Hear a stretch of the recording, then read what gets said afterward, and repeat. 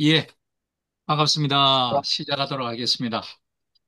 예, 오늘 그 15가는 땅과 부동산 투기입니다. 그래서 어, 레위기의 25장 23절 말씀을 읽고 시작하도록 하겠습니다. 그리고 너희는 토지를 팔 경우에 아주 팔아넘기는 조건으로 팔아서는 안 된다. 이것은 토지가 너희 것이 아니라 내 것이며 너희는 다만 그 토지를 사용할 수 있도록 허락받은 소작인으로 나와 함께 있는 나그네에 불과하기 때문이다. 아멘. 예, 우리 그 앞에서도 땅에 대해서 좀 다뤘는데, 에, 소위 우리나라에서 재산 증식에 가장 으뜸되는 방식으로 어, 아마 60년대 이후에 계속해서 어, 제기된 아마 부동산 투기, 예, 그 문제에 관해서 오늘날 한국 교회도 그 문제에 관해서 결코 벗어날 수 없는 죄의 족쇄를 차고 있다.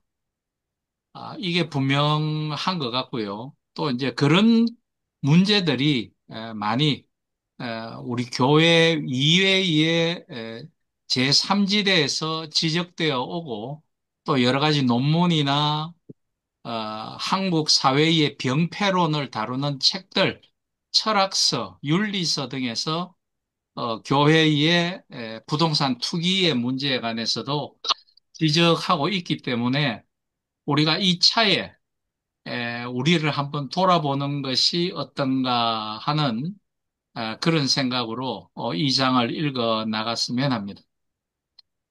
부동산 투기를 부추기는 사회. 한국의 부동산 투기의 문제는 전혀 새로울 게 없는 문제입니다.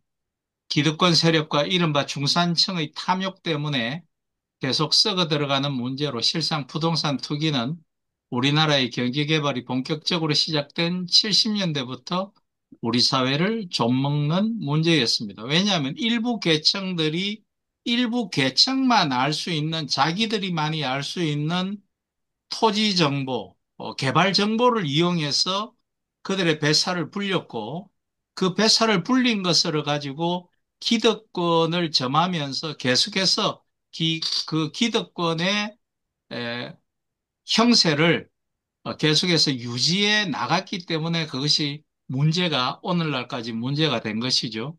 그 기득권층에는 대다수가 예수 믿는 사람들, 크리스찬들이 바로 그곳에 속해 있기 때문에 그 문제가 자연히 사실은 교회 안에서 문제가 되고 있었던 듯 합니다. 부동산 투기가 본격적으로 한국 사회를 광기로 몰아넣은 건 이미 70년대부터죠. 먼저 불을 놓은 이들은 정권과 재벌입니다. 중요한 사실은 정부가 부동산 투기를 지속적으로 부추겼다는 사실입니다. 과거 정권에 그랬듯이 부동산 투기를 이용하여 막대한 정치 자금을 구할 수 있었는데 정부가 개발 정보를 미리 재벌에 흘리면 재벌이 그 주변 지역을 미리 샀다가 나중에 땅값이 오르면 이를 팔고 그 수익의 일부를 정권에 바치는 방식이었습니다. 이런 식의 정경유착은 과거에 흔한 사건이었고 강남 개발이 바로 그 정권의 다음 정권 창출에 비자금을 조성할 목적으로 시도되었다라는 것은 이미 누구나 다 아는 비밀 아닌 비밀인 것이죠. 예전에 70년대 압구정은 소를 끌고 배추밭이 광활하였다고 여러 문인들이나 작가들 이 이야기했는데 그 땅이 소위 유신 정권의 다음 정권 재창출을 위해서 개발되었고 그 개발 정보들을 공유한 사람들이 막대한 이득을 챙겼고 그 와중에 그 유명한 순복음교회가 그 정보를 이용해서 어마어마한 교세를 이루었다는 게 사실입니다. 부동산 투기는 재벌의 가장 손쉬운 돈벌이였습니다. 정부의 한 조사 자료에 의하면 74년부터 87년까지 자금을 시설 투자에 사용한 기업은 331%의 이윤을 얻었지만 땅에 투자한 기업은 1004%의 이윤을 얻은 것으로 나타났습니다. 실제로 지금은 고인이 되신 롯데그룹을 일으킨 신격호 씨가 예전에 한 말이 있습니다. 사이다 30년 만들어봐야 돈 얼마 벌지 못했는데 소공동에 땅 몇 평 가지고 사이다 30년 판 것보다 더 많은 돈을 1년에 벌었다라고 이야기한 건 유명한 일화거든요. 기업들은 생산 설비에 투자한 돈을 빼돌려 부동산 투기에 쏟았습니다. 소위 어, 공장 부지를 조성한다는 목적으로 그렇게 경향각지에 개발되어서 그것이 용도 변경으로 인해 가지고 아파트 부지로 된 것은 부지기수죠. 땅값 상승을 통해 발생한 불로소득은 1985년에서 86년 국민 총생산 대비 15%를 웃돌았으며 87년에는 36%를 초과했습니다. 이는 그의 900만 노동자들이 일하고 받은 총임금 소득의 85%에 달하는 것이었습니다. 1989년 토지를 통한 불로소득은 299조 4천억 원에 이르렀습니다. 그 유명한 강준만 씨가 쓴 책, 강남 낯선 대한민국의 자화상. 말 그대로 땅 짓고 헤엄치기 식의 부동산 돈벌이가 재벌을 필두로 점차 중산층으로 번져갔습니다. 한국의 중산층이 서구 근대화에 형성된 중산층과 구별되는 점은 공공성, 자기 통치, 그러니까 자기 컨트롤이겠죠. 대화와 토론, 그리고 합의와 그것에 철저한 준수를 핵심 가치로 하는 시민적 특성을 갖추지 못한, 했다는 데 있습니다. 그러니까 서구의 중산층은 좀 더 정신적인 측면, 윤리적인 측면, 이런 것에 가치 이 중심의 측면에 있는 데 반해서 오로지 한국의 중산층은 물질 가치 중심으로만 형성되어졌다라는 거죠. 그래서 우리는 그걸 천민자본주의라고 지적하지 않습니까? 물질적으로 시민이 되었으나 정신은 반성의 시간을 건너뛴 채 바로 소비사회의 블랙홀로 빨려 들어간 것입니다. 그러니까 과시하는 소비행위, 그러니까 버블렌이 이야기한 유한계급의 사회가 우리나라는 판을 쳤다는 거죠. 정권, 재벌, 중산층의 부동산 투기로 피해를 본 건 빈민, 재개발 지역의 철거민, 세입자, 자가주택을 갖지 못해 월세나 전세로 사는 이들이었습니다. 투기로 땅값이 오르자 무주택자의 내 집 갖기 꿈은 점점 한낮의 꿈이 되어갔습니다. 그중에서 철거민의 아픔은 가장 큰 것이었습니다. 이게 아직까지도 한국 사회를 괴롭히는데 우리는 철저하게 이것에 눈을 감고 있죠. 그게 어디서 나타납니까? 자꾸 비싼 아파트로만 이야기하고 못 가진 사람들은 아주 작은 아파트라도 갖기 위해서 그렇게 애를 쓰는데 LH는 없는 사람들을 위해서 공용 아파트라든지 값싼 아파트, 서민 아파트를 개발해야 되는데 LH는 땅 장사가 우선이죠. 그걸 지금 이재명 씨가 지적을 해서 참 다행입니다만은 LH는 땅 장사하죠. 야, 그것도 몇천 퍼센트짜리 땅 장사를 합니다. 그것은 70년대 광주 대단지 폭동, 80년대 목동 철거민 투쟁, 90년대 상계동 철거민 투쟁, 숱하게 반복된 문제에 불과한 것이었습니다. 거기 목동, 상계동은 이미 지금 중산층이 사는 비싼 아파트 거주지로 바뀌어버렸죠. 이는 도시 재개발에 있어 공공영역의 부재라는 한국적 특성을 잘 보여줍니다. 재개발에는 그저 아무런 노력 없이 웃돈을 챙기려는 조합원들과 건설자본의 이해가 있을 뿐입니다. 공익의 관념은 완전히 실종되었습니다. 강남 사람들을 욕하면서도 어떻게든 강남에 들어가려는 게 한국 사회인 것이죠. 그래서 2004년 국립국어원에는 빗장도시라는 신조어가 등록되기도 하였습니다. 이게 서울대학교 국어 국문학 박사 논문 제목에 등장합니다. 빗장도시라고.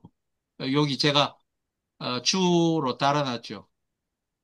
빗장 공동체는 공공 공간이 사유화되고 접근이 제한되어 되는 주거지요. 그러니까 내가 강남에 들어가 나오면 너는 강남에 들어오지 마. 내까지야라고 닫아버린다 이거예요. 사람들이 강남에 많은 사람들이 돈을 벌어서 강남에 들어오는 걸 싫어한다라는 거예요. 소위 자기들만의 카르텔을 형성해서 강남 아무나 강남 사람이 되는 게 아니야 하는 거죠. 이게 김석경 씨라는 분이 논문을 썼는데 박사 논문인데 거기서 이 양반이 처음 빗장도시란 말을 썼습니다. 그래서 그거를 어, 국어사전에 다시 등재를 한 거죠. 그래서 오늘날은 제가 볼 때 도시가 서울 강남에만 있는 것이 아니고 전국에 여러 군데로 있는 것 아니겠습니까? 거의 우리 부산 지역으로 치면 강남과 비슷한 의미를 갖는 곳이 지금은 좀 아닙니다만 남천동이죠. 지금 광안리 그쪽 남천동. 들어가다면 남들이 들어오지 못하죠. 부동산 투기 문제는 시장 친화적 공개념을 도입하고 토지로 인한 불로소득을 사회가 철저히 환수하면 간단히 해결될 문제. 그런데 정부 관료든 재벌이든 부자든 가난한 사람이든 모두 부동산 투기에 눈이 멀었으니 해결이 안 되는 것입니다. 공적 시민이 극도로 부재한 것입니다. 이를 복원하는 게 오늘의 과제인데 여기 세 가지 길이 있다고 봅니다. 첫째는 마르크스의 길이죠. 예. 그 다음에 해결의 길, 그리고 크리스찬의 길이 그것입니다. 마르크스는 공적 시민성을 각성시켜 자본주의의 시장 관계를 완전히 다른 각도로 변환시키거나 진일보케하여 이를 사회주의로 대체할 것을 주장해요. 그러니까 어떤 혁명을 일으키는 것이 아니라 네오막시즘. 그러니까 마르크스주의에서 공적인 개념을 좀 더 끄집어내어서 복지 개념으로 이것을 가지고 사회를 좀 변혁시켜 나가자라는 그런 주장. 그 다음에 해겔은 근대 시장 관계가 갖는 일정한 진보성을 인정하고 시민성과의 조화를 추구했으며 크리스찬의 길은 우리가 이야기하고자 하는 게 이거죠. 지극히 성경적 가르침의 길로 가는 공적 복음, 공공의 복음의 회복이며 상생의 본질로 나아가자는 것입니다. 그래서 저는 모든 경제 문제의 결론적인 말씀입니다. 해결책은 바로 예수 그리스도다. 이 말씀을 드리고 싶었던 겁니다. 그게 제가 교회에 돌아와서 경제학자로서 다시 신학을 하면서 봤더니 이게 궁극적인 해결책이 여기에 있는데, 마치 지금 이제 장마가 끝나고 폭우가 끝나고 더위가 시작될 때 우리가 수가성의 여인처럼 목마름에 겨워서 예수 그리스도의 그 주시는 그 생명의 원천의 생명을 우리가 깨달아야 구원에 이르는 것처럼 그런 것이 아닌가 하는 것을 제가 이 작업에 좀 실었으면 한다라는 것이죠.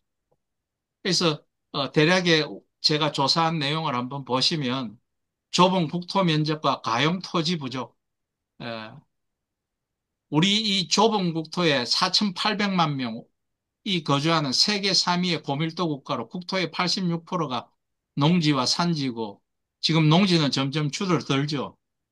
도시 용지는 전체 6.2%에 불과한 실정입니다. 아주 극소수죠. 특히 인구의 대부분이 대도시와 수도권에 집중되어 가용 토지 부족 문제가 심화되어 있습니다. 지금 지방은 비어가고 서울은 계속 과밀화가 되는 것 아니겠습니까?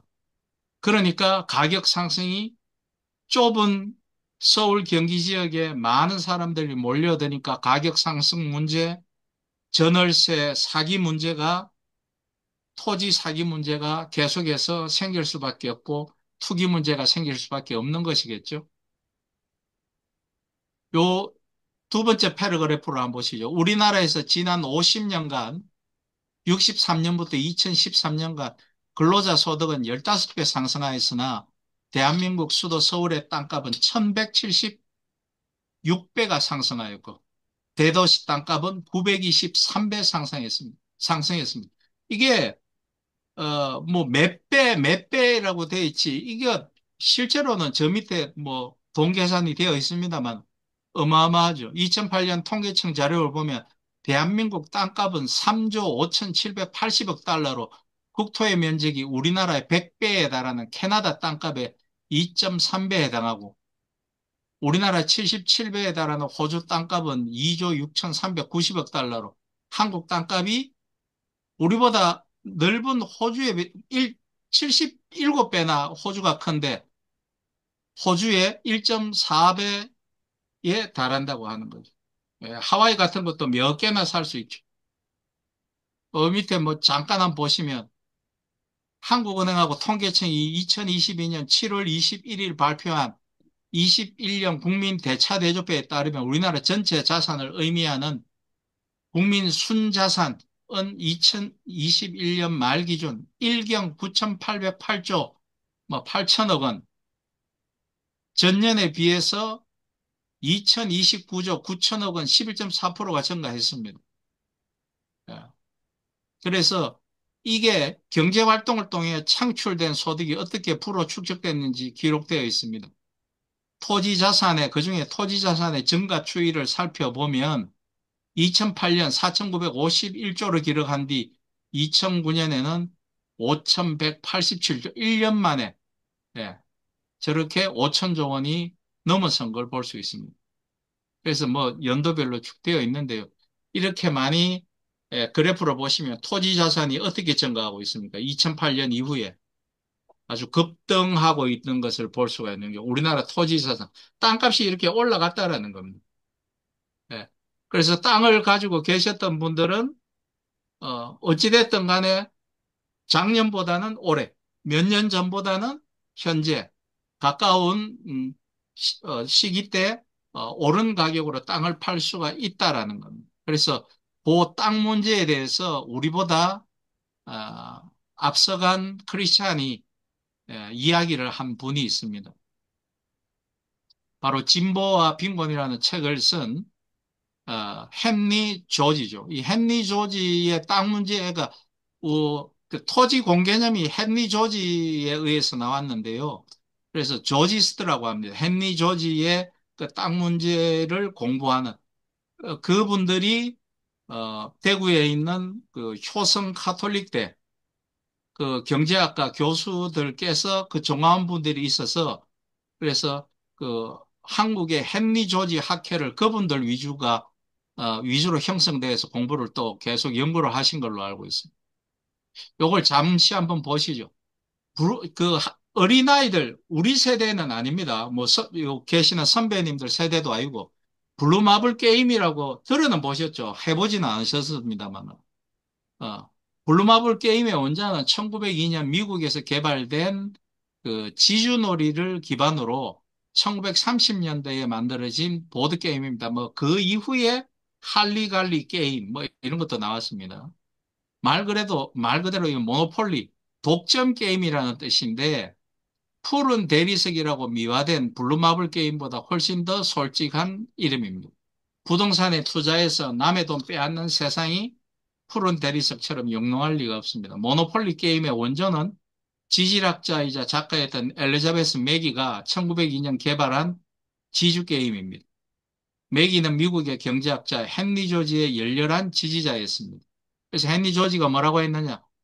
헨리 조지는 모든 지대는 도둑질이다. 그러니까 땅을 빌려주고 돈을 받아먹는 행위는 다 도둑질이다. 왜? 하나님 것인데 땅은 지 것이 아닌데 왜 받아먹느냐? 부동산 불로소득에 관해 가장 집요하고 치열하게 연구하는 인물입니다. 이 사람은 학교를 거의 다닌 배경이 없어요. 초등학교 중퇴입니다. 그 다음에 자기가 성경을 보면서 혼자 공부를 해서 우연히 그 신문사의 인쇄 파트에 식자공으로 들어가면서 신문 기사를 자기가 만들다 이렇게 보니까 인쇄하다 보니까 지식이 자꾸 늘어서 이 사람이 어느 날 기사를 쓴 걸 보고 그 사장한테 발탁이 돼서 신문 기자가 되고 그 뒤로 계속해서 이 사람이 그 토지 경제에 관해서 연구를 하고 나중에 뉴욕시의 의원을 한 번 지냅니다. 굉장히 노동 그 조합으로부터 추대를 받아서. 그리고는 뭐 그 뒤로는 뭐 이 사람 죽기는 그 도서관에서 책을 읽다가 그대로 죽은 지 3일 만에 발견이 됐다 그래요. 그 정도로 책을 많이 읽고 나중에 여러 책을 썼는데 이 사람이 써가지고 히트친 책은 뭐 하나밖에 없습니다. 덕분에 지금도 세계 각국에서 조지스트라 불리는 조지의 추종자들이 토지 운동을 벌이고 있습니다. 우리나라에도 조지스트들이 결성한 토지정의 시민연대가 왕성한 활동을 이어가는 중입니다. 조지는 이 세상 모든 불평등의 원인이 지대, 즉 땅값에 있다고 믿었습니다. 조지에게 지대는 세상에서 가장 부당한 불로소득이었습니다. 그래서 조지는 누군가가 부동산으로 돈을 벌면 그 돈을 모조리 세금으로 걷어야 한다라는 파격적인 주장을 펼쳤습니다. 그것이 바로 단일 토지세라는 겁니다. 그러니까 내가 토지를 100만 원 주고 샀는데 그 다음 해에 200만 원에 팔면 원금 100만 원을 빼고 100만 원을 세금으로 다 내야 된다. 여기 나오죠. 건물주가 월세로 한 달에 1,000만 원을 벌었다면 국가는 그 1,000만 원을 전부 세금으로 걷는 것입니다. 그래서 헨리 조지의 별명 중에 하나가 미국의 마르크스입니다. 누군가 부동산을 사고 팔아 1억 원을 벌었다면 그 차익 역시 모조리 과세되는 겁니다. 종합부동산 세율을 조금만 올렸다고 계거품을 무는 부동산 천국 한국에 비하면 조지는 실로 막강한 부동산 과세 시스템을 설계한 셈입니다. 헨리 조지는 가난한 목사의 아들로 태어났습니다. 중학교 중퇴가 학력의 전부고 잘 배우지 못했습니다. 밑바닥 인생을 전전하다가 어느 신문사에 식자공으로 일한 적이 있었는데 이때 그 신문사 주필이 헨리 조지가 쓴 글을 우연히 보고 감탄해서 기자 일을 시켰습니다. 졸지에 기자가 된 헨리 조지는 아담 스미스와 리카르도 두 사람 다 한 사람은 국부론으로 한 사람은 차액지대론 리카르도는 차액지대론 요 밑에 아마 설명이 나올 겁니다. 책을 읽고서 경제학 지식을 얻었습니다. 그리고 1879년 진보와 빈곤이라는 책을 썼습니다. 이 책이 나온 것이 지금으로부터 146년 전입니다. 그러니까 146년 전에 이미 어, 오늘날 그 학자들을 능가하는 세상을 읽는 눈을 가지고 있었다 했죠. 그 책에서 제가 인용을 했습니다. 모든 지대는 도둑질이다. 지대는 노동에 대한 지속적인 부담이다. 노동자의 임금은 아주 천천히 오르는데 지대는 많이 오르죠. 그리고 그 땅에 대해서 어, 물려진 지대를 내가 내기 위해서는 엄청난 노동을 해야 되죠. 그래서 그것이 우리에게 부담이 되는 거죠. 인간이 노동을 하는 그리고 욕심에 대한 부담. 나도 땅을 가져야지. 그러기 위해서는 뭘 하겠습니까? 목, 모험을 하는 투기를 하는 것이죠. 그래서 실패하면 자살을 생각하기도 하고 성공을 하면 남들을 아래로 보기도 하고 저는 주식에서 돈 번 동료들이 우리들을 무시하는, 뭐, 그때는 제가 교회 안 다녔습니다. 술자리에서 우리들을 무시하는, 같은 경제학 박사면 뭐하노? 뭐, 전부 다 헛똑똑이 주식 딱 보면 이게 안 됩니까? 딱 와야지, 필히.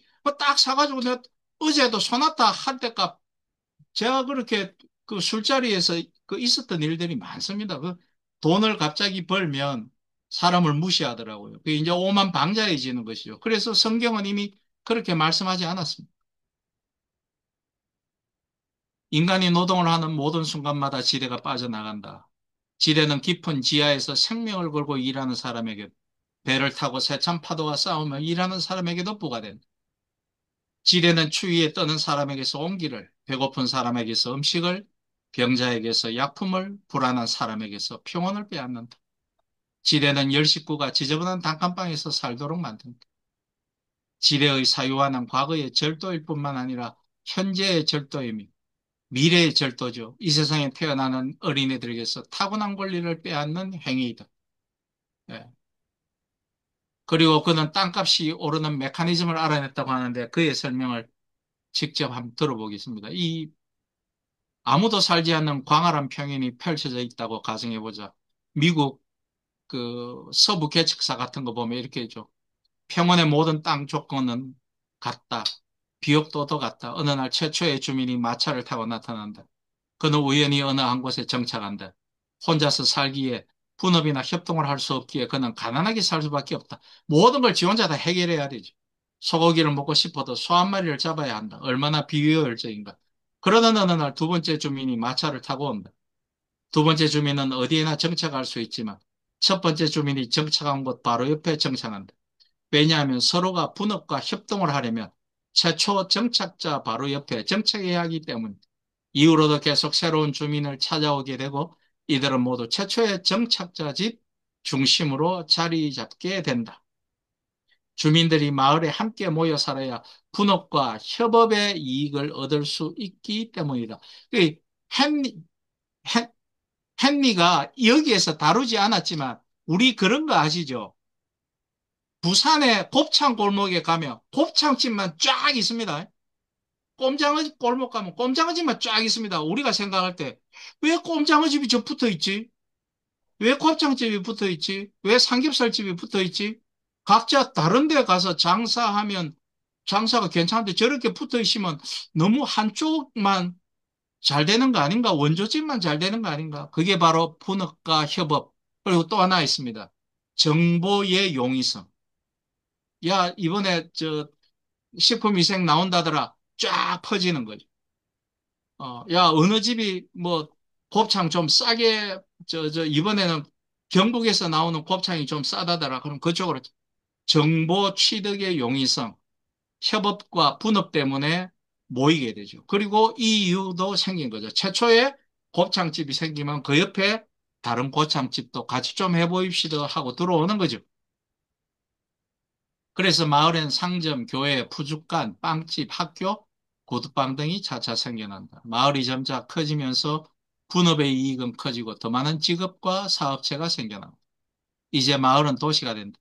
도시는 산업과 생활의 중심이 된다. 마침내 최초 정착자의 땅은 최고 상업 중심지가 되고 산업 밀집 지역이 된다. 그리고 최초 정착자의 땅값은 치솟아 최초 정착자는 부자가 된다. 그의 땅을 물려받은 자손은 이제 부자가 되어 더 이상 일할 필요도 없다.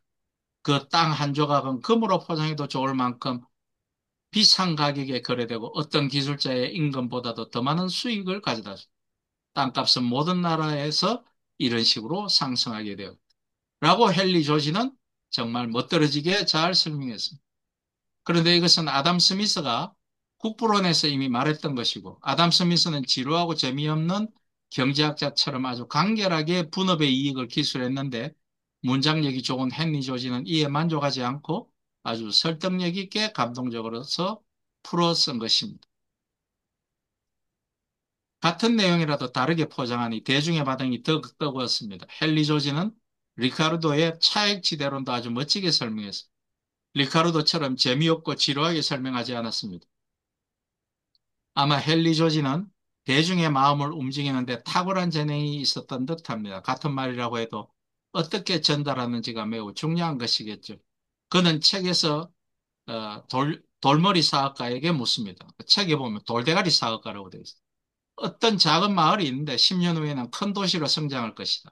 마차 대신에 기차가 다니고 촛불 대신에 전기뿌리를 밝히고 여러 가지 기계의 도입으로 인해 생산성이 높아질 것이다. 그러면 10년 후에 이자율이 올라갈 것이라고 생각합니까? 그는 아니라고 대답할 것이다. 그러면 단순 노동자의 임금이 올라가겠는가? 노동자의 생계가 더 나아지겠는가? 아니다. 임금은 오르지 않는다. 내릴 가능성이 더 높을 것이다. 그러면 오르는 것은 무엇인가? 땅값이다.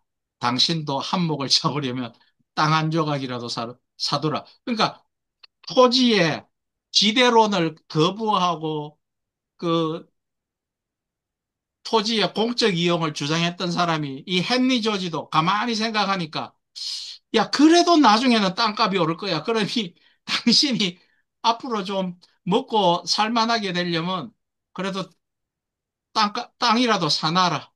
헨리 조지가 그렇게 책에 썼어요. 예, 이제 아이러니죠. 이 사업가의 조언을 받아들여 땅을 사두기만 한다면 더 이상 일할 필요가 없다. 10년간 담배를 피우든가 거지나 환자처럼 누워 지내든가 구멍을 파고 땅속에 지내든가 사회에 하나도 기여하지 않아도 10년만 버티면 부자가 되어 있을 것입니다. 버티기만 한다면. 그 전에 보통 땅 팔죠. 팔면서, 별로 오른 것도 없어라고 하죠.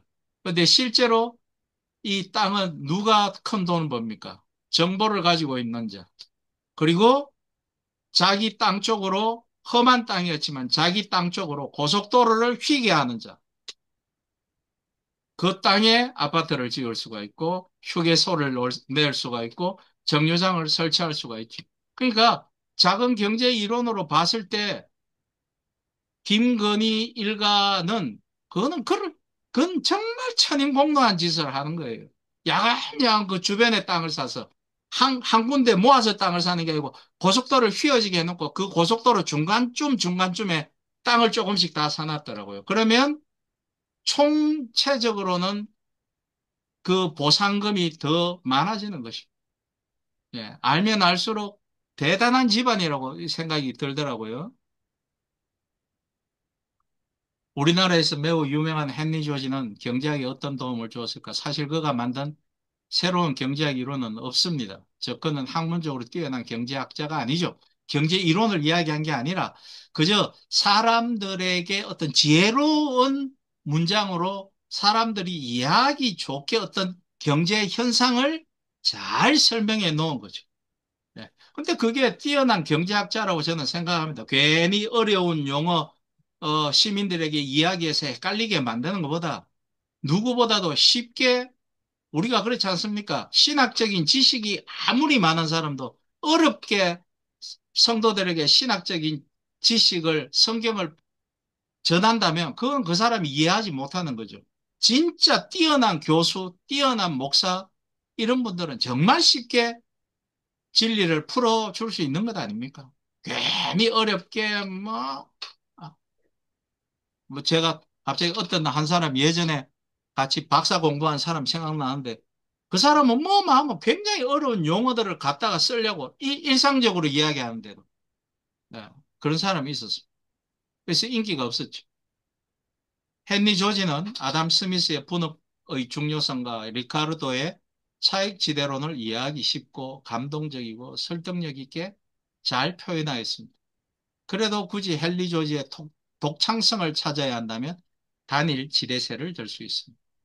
그래서 아까 말씀드린 대로 단일 지대세라는 리카르도가 말한 차익 지대를 전부 세금으로 걷자는 주장과 동일합니다. 이 세금만 거두면 나머지 세금들은 모두 폐지해도 된다고 주장했습니다. 맞는 주장일까요? 아니라는 거죠. 미국을 보면 헨리 조지 주장대로 모든 임대료를 다 세금으로 거두어도 정부 지출을 충당하기에는 턱없이 모자랐습니다. 1929년 미국 전 재산의 임대소득은 국민소득의 6%에 불과했고 1996년에는 1% 미만을 차지했다고 합니다. 왜냐하면 땅이 워낙 넓으니까요. 그리고 이 헨리 조지대로 했다면 지금의 트럼프는 그 가문은 없었겠죠. 그 가문이 바로 지대로 불을 이룬 가문 아니겠습니까? 네, 좀 뛰어넘겠습니다. 세상이 점점 지식정보산업 사회로 바뀜에 따라 경제에서 땅이 차지하는 중요성이 점차 떨어지고 있습니다. 그런데요, 이런 그 지혜로운 사람들이 이야기하는 것이 헨리 조지의 이 땅이 오늘날은 뭘로 그러면 땅이 아니라면 뭘로 보면 되겠습니까? 바로 인터넷의 영역이라고 보시면 되겠죠. 바로 플랫폼이고 SNS고 바로 그런 것입니다. 그래서 그거를 먼저 차지한 자들이 누구였습니까? 바로 또 미국인이었죠. 애플이었고 그거는 이제 장비적으로 기계적으로 그랬고 그 인터넷에서 광활한 토지를 만든 사람이 누굽니까? 바로 마이크로소프트 사고 바로 페이스북이고 그리고 인터넷의 그 전신이 알파넷이라고 원래 인터넷은 미 국방 세계 각지에 흩어져 있는 미군 기지들을 효율적으로 컴퓨터로 연결하기 위해서 만들어낸 알파넷이었는데 바로 그 길을 그 저희들 경제학 공부할 때 그 교수님이 그 말씀을 하시더라고요. 미국에서 돈을 진짜로 번 사람들은 누구였냐? 바로 길을 개척한 사람들, 철도를 놓은 사람들이었다. 그 철도 때문에 카네기가 큰 부를 이루었고, 어, 락펠러가 큰 부자가 된 것이다. 그래서 그것을 오늘날로 옮기면 인터넷의 토지를 확장하고 인터넷에 길을 낸 사람, 네이버를 만들고, 예, 야후를 만들고 했는 바로 그 사람들이고, 이제 오늘날 또 거기서 지대를 받잖아요. 우리가 인터넷을 쓰는 지대를 내는 거지 않습니까? 예. 그래서 사실은 이 공룡성도 우리가 좀 이야기해야 될 필요가 있습니다. 우리가 인터넷에 올려놓은 정보에 관해서는 이것이 누구나 다 접근 가능하고 누구나 다 쓸 수 있어야 된다. 일반적인 정보에 관해서는. 그런 이야기들이 예, 나오고 있습니다. 그러니까 안에서 자기들이 돈을 벌기 위해서 뭐 합니까? 일반적인 정보 올려놓고 다운받아가면 불법 다운이네 벌금 때리잖아. 그 사람들이 권력자와 닿아있기 때문에 그 법을 만들어서 불법 자기들의 자료를 다운받지 못하게 하는 거죠. 그러면 이 인터넷이 오픈 아고라라는 그런 광장이 아닌 거죠. 자, 이제 그 이야기는 또 차츰 해드리고요. 그래서 요즘 페이스북, 아마존, 애플, 넷플릭스, 구글 같은 정보통신 산업을 기반으로 하는 기업이 돈을 잘 버는데 이 기업들에 있어 땅은 별로 중요하지 않죠. 왜냐하면 자기가 지금 땅을 만들고 있으니까. 이 기업들에 보는 새로운 기술과 아이디어가 나옵니다. 앞으로 점점 더 경제에서 지대가 차지하는 비중은 낮아질 것입니다. 헨리 조지는 지대의 규모를 너무 과대평가한 것으로 볼 수 있습니다.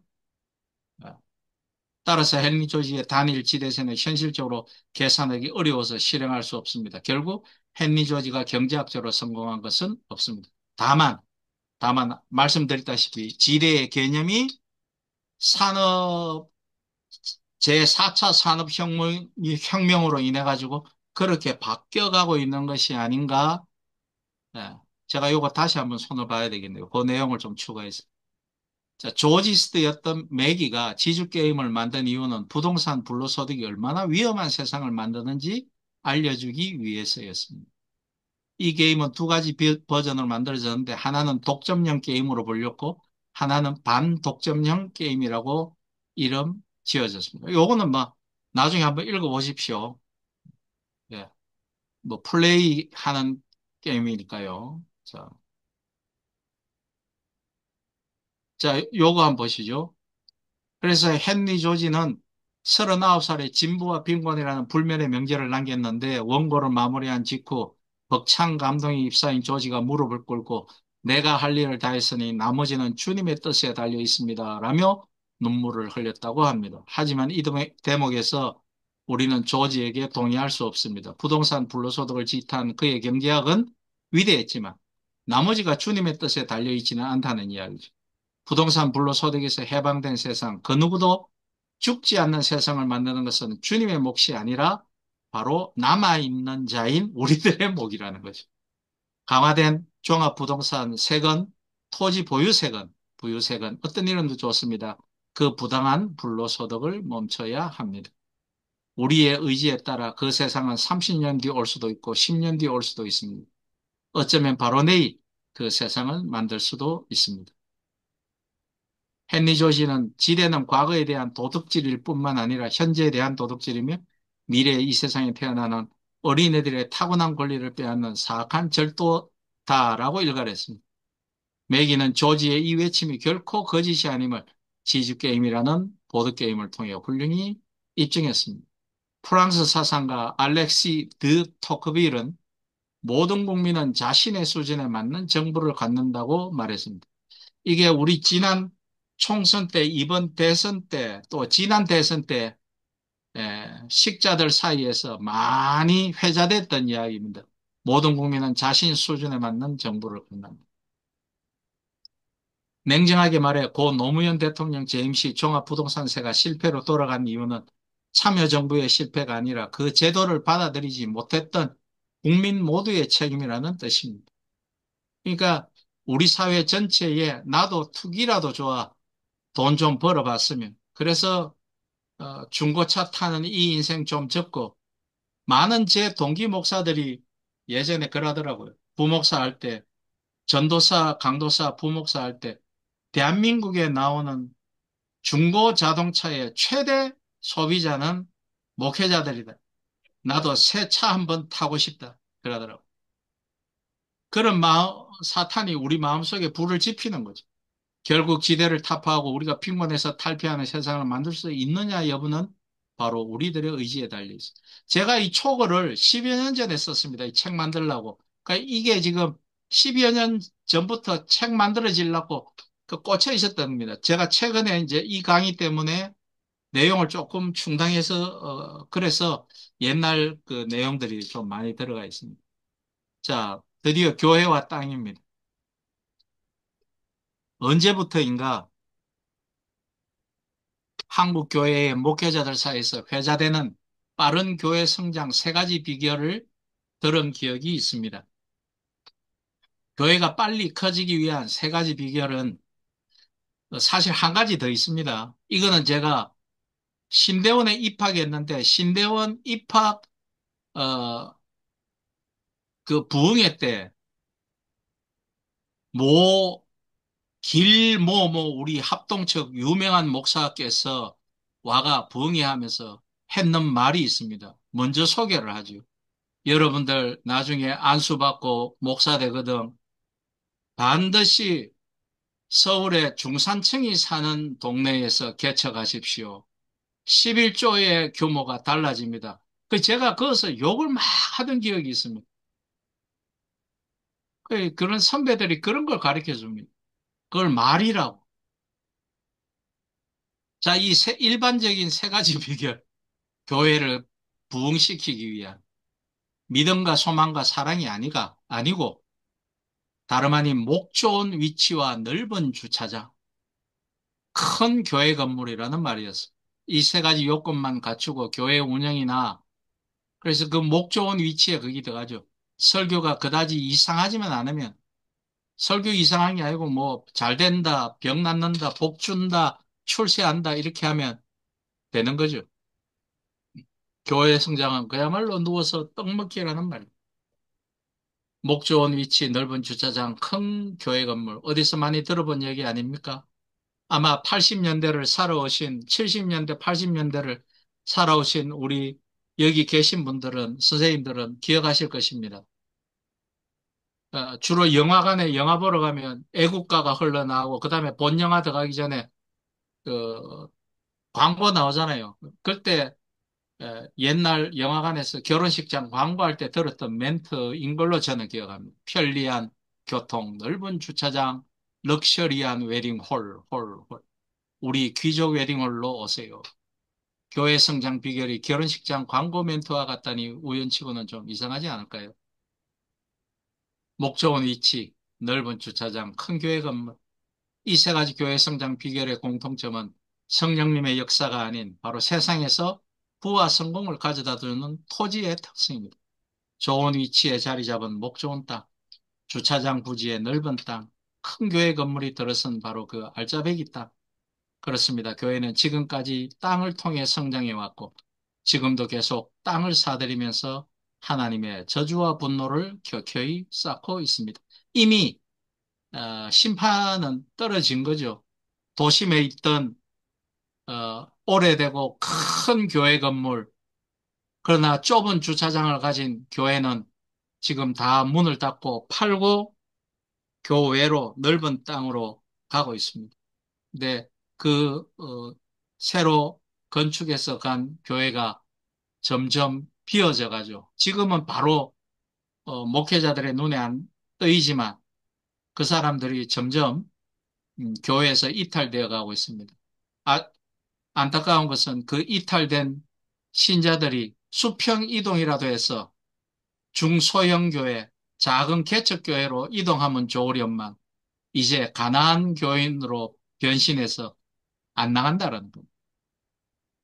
이사야는 이를 두고 가옥에 가옥을 연하며 전토에 전토를 다하여 빈틈이 없도록 하고 이 땅 가운데서 홀로 거하려 하는 그들은 화 있을진저라고 이사야서 5장 8절에서 하나님의 저주를 선포합니다.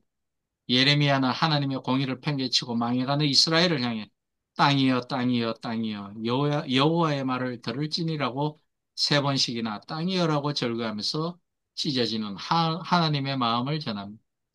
상상력을 동원하여 땅으로 교회 성장을 추구하는 지금 시대에 이사야와 예레미야가 나타난다면 이렇게 말하지 않을까요? 목 좋은 땅이여 넓은 주차장이여 큰 교회 건물이여 너희들이 이렇게 땅을 사들여 풀을 쌓았는데도 불구하고 여전히 부족하다고 이런저런 명목으로 땅을 계속 사들이면서 높아지려 하니 너희들에게 화가 있을 것이다. 하나님의 분노가 너희들을 불같이 사르기 전에 여호와의 말을 들을지니라.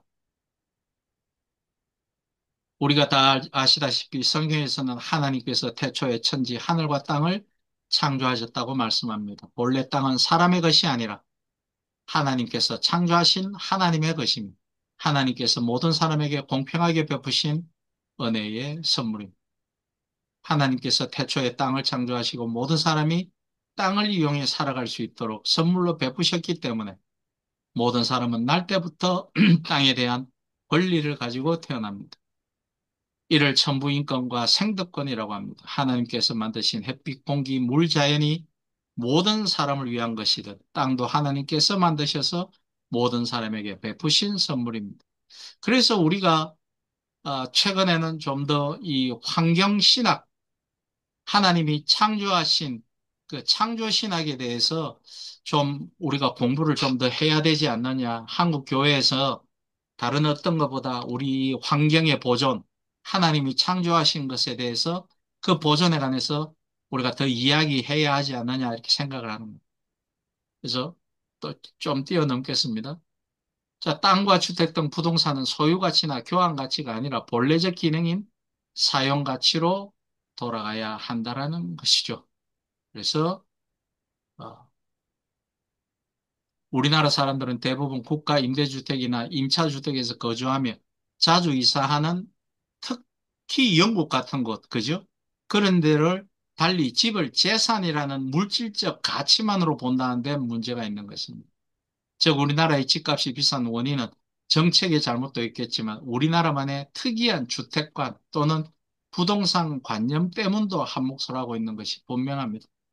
돈을 벌 목적으로 집을 사고 파는 일은 자기 삶을 부정하는 것과 마찬가지이고 인생을 돈 냄새로 물들이는 큰 구석에서 살고 있는 것과 같다고 볼 수 있을 것입니다. 더더군다나 아마 이것도 경제 쪽으로 연구하면 좋은 뭐 그런 논문들이 나와 있나 모르겠는데 제가 볼 때는 6.25를 지나고 많은 피난민들이 남쪽으로 몰려들면서 이런 그 내 집, 내 땅에 대한 그 관념이 좀 더 예전보다 더 고착화된 것이 아닌가 이런 생각이 또 듭니다. 또 반면에 아까 말씀드린 것처럼 워낙 60년대를 지나 70년대, 80년대 고대 경제 성장기에 많은 그 정보를 독점한 사람들이 땅을 가지고 엄청난 부를 쌓는 것을 보고 거기에 어떤 대한 그런 어, 그 심정도 있었을 것이다. 이런 생각이 듭니다. 귀한 것일수록 소유하게 되면 그 소유한 것의 가치에 따라 근심 또한 생겨나기 마련입니다.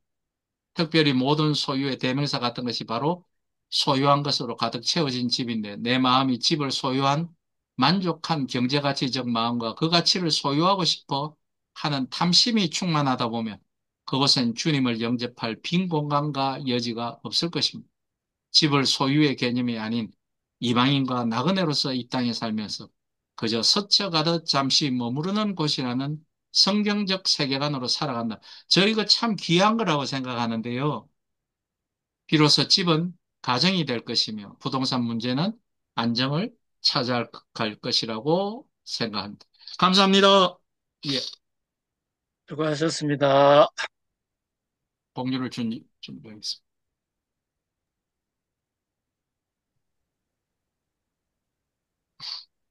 예, 강의 잘 들었습니다. 오늘 그 강의 좀 들으시고, 뭐, 이야기할 거리는 참 뭐 많을 겁니다. 많은데, 뭐 좀 중요한 것부터 좀 이야기를 하면 좀 좋을 것 같은데, 어, 사실 이게 그 토지 문제, 이게 뭐 저는 뭐 경제를 잘 모릅니다. 우리 여기 경제학 박사 뭐 두 분이나 계시지만 저는 뭐 그걸 하나도 모르고 지금 저 겨우 갖고 있는 게 아파트 한 채, 32평짜리. 그것도 아버지가 돌아가시고 남겨주신 그 아파트를 팔아가지고 지금 아파트를 지금 사가지고 살고 있어요. 뭐 그래도 뭐 저는 뭐 별로 사실 뭐 물질 자체에 별로 이제 관심을 안 가지다 보니까 그럭저럭 이제 막 벌어가지고 뭐 좀 하나님이 원하시는데 좀 돈도 쓰고 또 늦게 입양한 이제 딸들 이제 키운다고 얘들을 이제 시집까지 보내려면은 얘들이 이제 몇 살이야? 만 18, 21살이 되는데 아직 적어도 한 10년 이상은 벌어야 안 되겠습니까?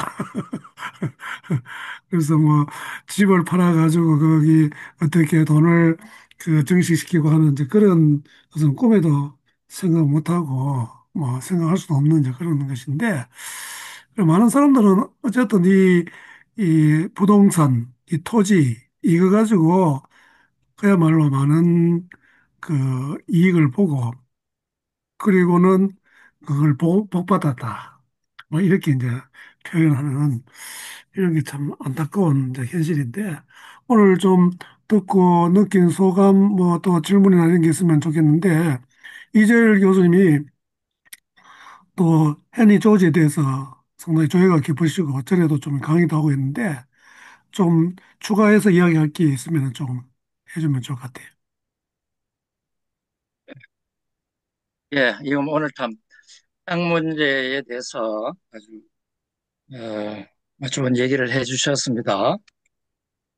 예, 사실 이게 이제 사실 땅 문제 이게 뭐 우리만 그런 건 아니고 예, 국유화를 해놓은 중국에도 중국은 물론 이제 땅을 좀 국가가 소유하죠. 소유하고 70년 이렇게 이제 임대제를 하지 않습니까? 그래서 이제 만기가 되면은 또 국가에 가서 또 이제 연장 허락을 받기도 하고. 근데 대부분은 연장이 되니까 에, 그 임대권을 사실은 사고 팔고 하죠.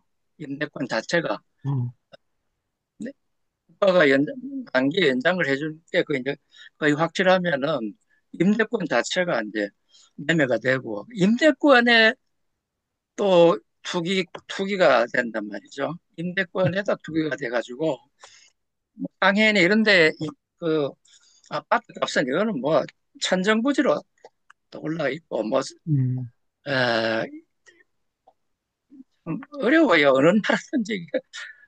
그리고 이제 우리나라가 땅값이 뭐 다른 나라에 비해서 굉장히 이제 높게 형성돼 있죠. 돼 있는데 그런데 이제 이거를 가만히 보면은 우리나라의 인구 밀도가 이제 방글라데시가 이제 최고고 대만이고 싱가포르나 이런 데 도시국가 빼고요. 그래도 어느 정도의 규모를 가진 나라를 치면은 이 방글라데시가 평방킬로미터당 한 1000명 가량 되죠. 음, 대만이 우리보다 더, 좀 더 많고, 우리가 지금 9만 9천 평방킬로에 5천만이 조금 넘지 않습니까? 그러니까 이게 500명이에요, 500명. 그런데 우리나라의 가용 면적은 한 30%밖에 안 되거든요. 유럽은 거의 평지라서 이게 그거 우리 면적당 그 인구 대비 그저 그 인구 밀도도 우리보다 훨씬 낮지만 거기다가 가용 면적은 우리보다 훨씬 넓은 거죠. 그러니까 이게 원천적으로 이게 에, 좁은 토지 면적에 많이 살다 보니까 이런저런 용도로 토지 공급은 적은데 토지 수요는 아주 많은 거기다가 우리나라는 급속한 이제 경제 개발을 하면서 토지 수요가 빠른 시간 내에 엄청나게 증가해 버린 거죠. 예. 이러다 보니까 어떤 대상이든지 간에 그 대상의 가격이 빠른 속도로 올라가잖아요. 처음에는 실수요로 올라간다고 하더라도, 이게 빠른 속도로 올라가면, 저거 뭐가 사두면 돈 되겠네. 예, 이런 이제 가수요, 투기수요가 따라 붙게 됐다는 거죠. 그러다 보니까, 막 이런저런 이유로 우리나라는 지가가 높게 형성되기에 딱 좋은 그런 나라가 돼버렸어요. 돼버려가지고 뭐 한때는 우리나라 토지를 다 팔면 미국 토지를 뭐 세 번 산다 이런 말이 있었을 정도로 우리나라가 이제 언제입니까? 그때가 어, 노 대통령 그 보통 사람 노 대통령 이름이 뭐죠?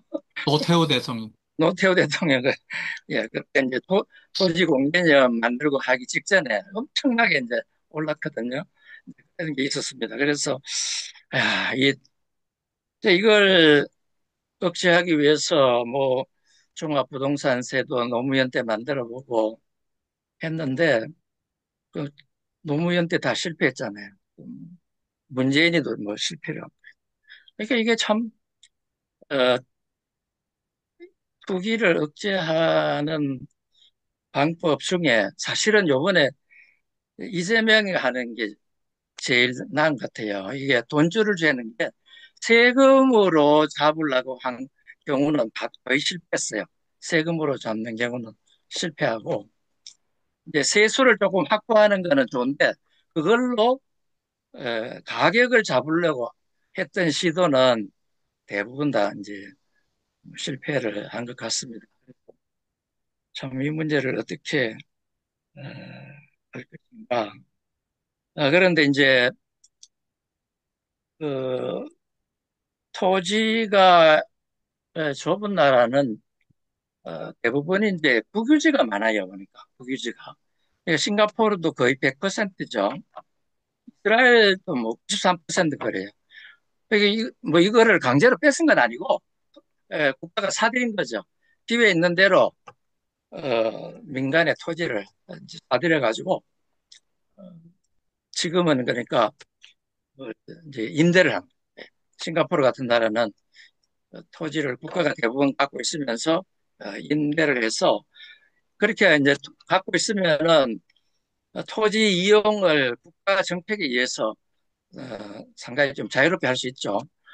그런 면이 있고 어, 또 이제 가격도 어느 정도 이제 컨트롤을 할 수 있고 그런 점은 있다고 봤어요. 그러나 이제 우리나라 같으면 이 천문학적인 직가를 어떻게 주고 뭐 국유지로 만들 것인가 이것도 참 뭐 어렵죠. 이게 이제 에, 실은 이제 제가 아까 그 서두에 이제 에, 최 목사님이 헨리 조지 연구회 얘기를 하셨는데 제가 초기부터 참여를 했습니다. 참여를 해서 어, 저기 이제 처음에는 대구 가톨릭 대학에서 하다가 나중에 이제 경북대학으로 옮겨가지고 거의 한 15년 가량 했어요. 활동을 했어요. 그러고 나서는 이제 뭐 서울 쪽에서 이렇게 합류하기를 원한다 해가지고 대구 활동은 그걸로 이제 그치고 어, 지금은 뭐 서울에서 이제 활동을 하고 있는 그런 상황입니다. 그래서 저도 초기부터 이제 이것에 대해서 같이 공부도 하고 또 논의도 하고 때로는 조금 논쟁도 하고 뭐 그렇게 음, 했는데 그런데 이제 약간 조금 이제 조금 사실과 다른 점에 대해서 몇 군데만 이제 말씀을 드리면은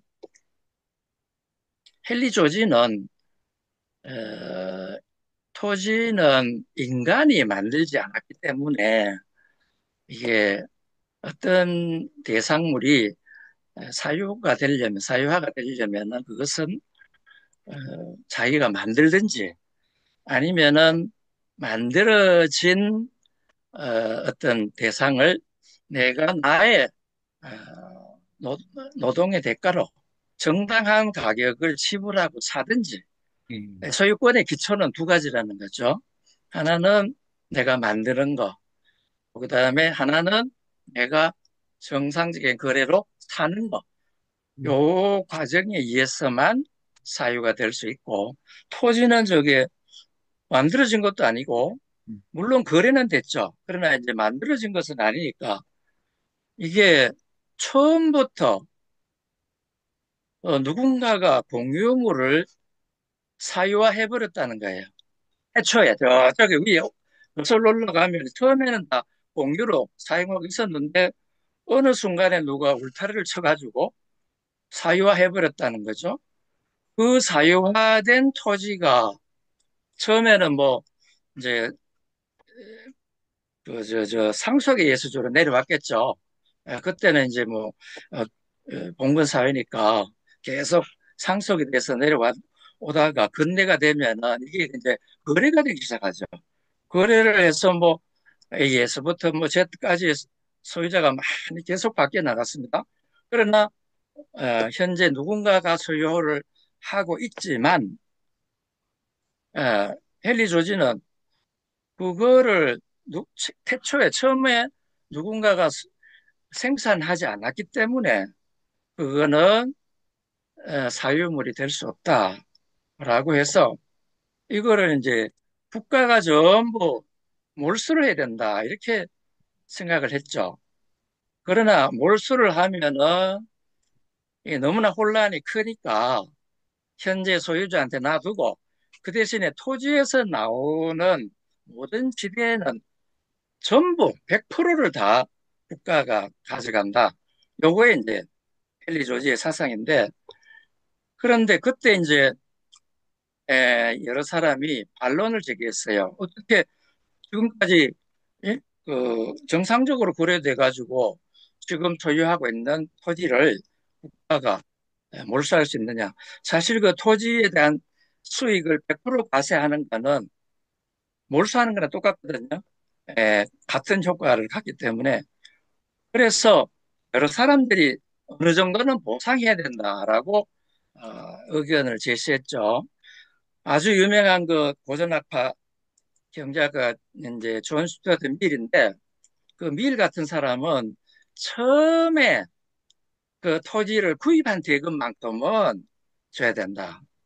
뭐 이렇게도 주장하고 어떤 사람은 그것에다가 정상적인 현재까지의 이자까지를 더해서는 보상을 해야 된다라고 이렇게 이제 했을 때 헨리 조지는 보상할 필요 없다 그랬어요. 왜 그러냐? 맨 처음에 사유화한 사람이 이게 이제 훔쳤다는 거죠. 공유물을. 음. 그래서 지금까지 거래돼 온 거는 현재 그 소유자는 이게 작물 취득범이라 이렇게 봤어요. 작물 취득범. 그런데 이제 우리 나라의 법에 두 가지 용어가 있어요. 하나는 작물 취득범. 이거는 분명히 도둑질한 물건인 거를 알고 그거를 산 사람은 이거는 작물 취득범이에요. 그래서 이거는 형사적인 문제도 되고 그 물건은 완전 몰수가 됩니다. 이게 제가 옛날에 고등학교 때 제가 산지 얼마 안 되는 영어 사전을 잃어버렸어요. 그러니까 부산 서면에 중고 이제 서점을 돌아보니까 내가 잃어버린 그 책이 꽂혀 있는 거라. 그래가지고 나는 그때 이제 일부러 이제 좀 생각이 이제 있어가지고 앞면에도 이름을 쳐놓고 뒷면에도 이름을 쳐놨거든요. 그래 앞면 표지는 그 속표지를 갖다가 찢어버렸더라고요. 그런데 뒷면은 보니까 내 이름이 그대로 있는 거예요. 그래가지고 그 주인한테 이거 내거라고 뒷면을 보여주니까 가져가세요 그러더라고요. 이게 작물 취득 범이에요. 이거는 그 사람이 분명히 이 작물인 줄 알았어요. 알고 아주 사게 샀어요. 그렇기 때문에 이거는 작물 취득인데 또 하나의 용어가 뭐냐면은 선의의 취득이라는 거거든요. 선의의 취득이라고 하는 거는 작물인 줄 전혀 몰랐고 그리고 정상적인 가격으로 거래가 되면은 설사 원래의 소유주가 나타나더라도 그 사람이 이것에 대해서 권리를 갖지 못하는 거예요. 그래서 이 토지에 대해서 이걸 실제적으로 이 작물이고 뭐 선의 취득이고 하는 건 아니지만 어느 모형에 더 가까우냐? 작물이냐? 아니면 선의 취득이냐? 이게 참 두 가지 면이 사실은 다 있다고 볼 수밖에 없는 것 같아요, 이게. 그래서 이거를 완전히 그냥 작물 취득으로 봐가지고 지금에 와서 수십 년, 수백 년 공공연하게 거래가 되어 온 어떤 어, 자산을 어, 아무런 보상 없이 몰수한다는 것도 이거는 법 체계상 문제고 그렇다고 맨 처음에 어떤 사람이 공유물을 사유화했다는 것도 또 역사적인 사실이란 말이죠. 그래서 이 두 가지 면을 다 살리려고 한다면은 에, 이 사유권을 인정을 하되 토지에서 발생하는 소득은 다른 근로소득이라든가 다른 어떤 어, 뭐 자본에서 발생하는 이자나 이런 것보다는 더 높은 세율로 과세를 하는 것이 마땅하지 않겠는가. 사실 이제 저는 동의합니다. 이런 생각을 했어요. 그래서 거기서 이제 우리 헨리 조지 협회에서는 무상몰수파가 좀 많았어요. 제가 소수파가 돼가지고 거기는 뭐야 지금이라도 작물 취득이야 이거 뭐 몰수 하자 이런 쪽이 좀 많았고 근데 일부는 보상파가 있었고요. 저 같은 경우는 세금을 좀 더 100%는 아니고 100%는 이건 너무 몰수니까 하고 다른 세금 소득세보다는 더 높은 어떤 세율로 발생하는 게 바람직하지 않겠나 이런 얘기를 그동안에 많이 했었습니다. 그래서 사실은 제가 소수파로 좀 몰렸었습니다. 예, 이상입니다. 예. 예, 그 얽힌 이야기 들으니까 재밌네요. 그 특히 예, 콘사이스 이야기 재밌네요. 사전에. 우리 손성호 선교사님, 저기 이제 태국에 오래 계시고 있는데, 뭐, 거기는 이런 그 토지가 이제 조금 뭐 사회적으로 좀 문제가 되고, 그것 때문에 좀 많은 이게, 어떻게 되겠노?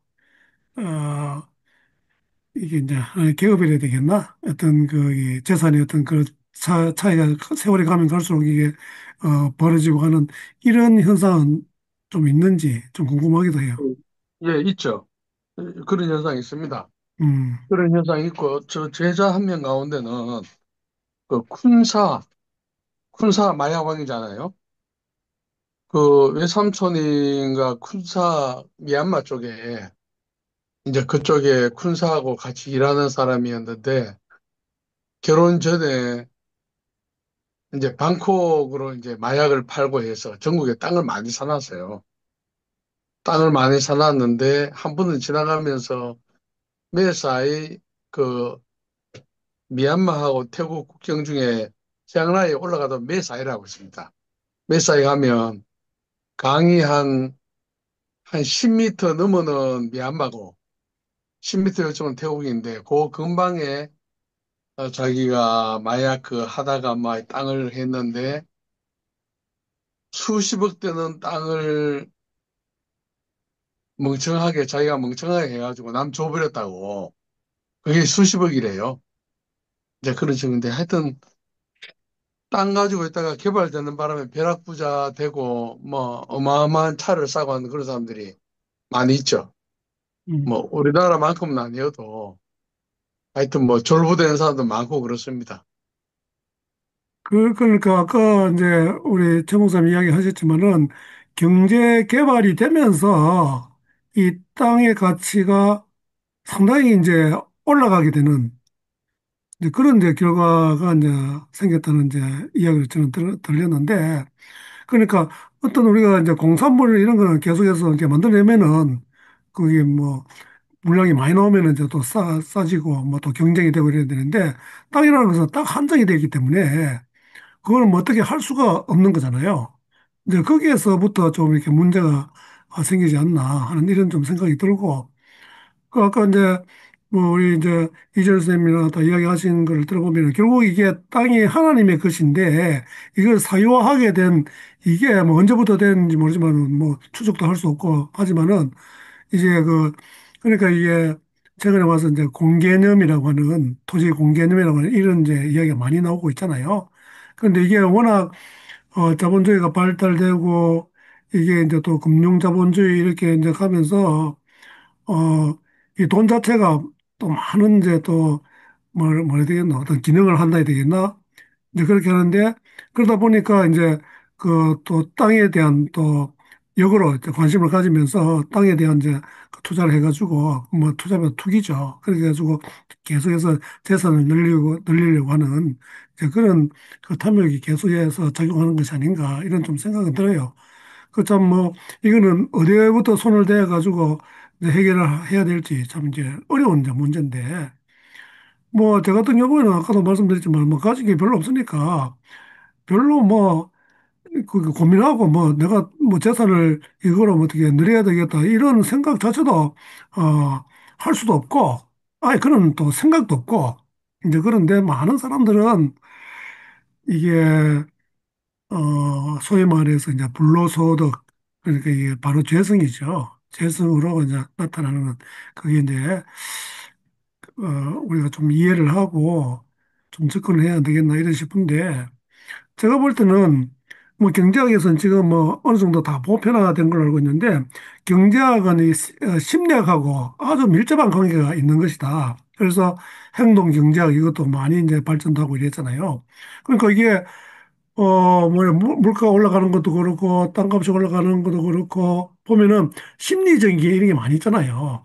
그 뭐 이렇게 뉴스나 이런 거 보더라도 뭐 이렇게 뭐가 앞으로 이렇게 될 것이다 하면 사람들이 막 이제 지레 이제 그걸 먹고 뭐 이렇게 물건을 산다든지 그게 이제 또 투기를 한다든지 이런 식으로 이제 작동이 되니까 이게 제가 생각할 때는 인간의 어떤 죄성 결국 이제 그 심리적으로 이제 작동하는 이게 참 그 큰 문제가 되지 않는가 하는 일단 그런 좀 이제 생각은 들고 그리고 또 지금 우리나라 같은 경우는 워낙 이제 땅이 좁고 사람은 이제 많다 보니까 우리가 아무리 신앙이 좋고 이래도 자기가 이게 참, 어떤 경제적으로 너무 힘들고 이러면은 그 참 믿음대로 이렇게 살기가 너무너무 힘들잖아요.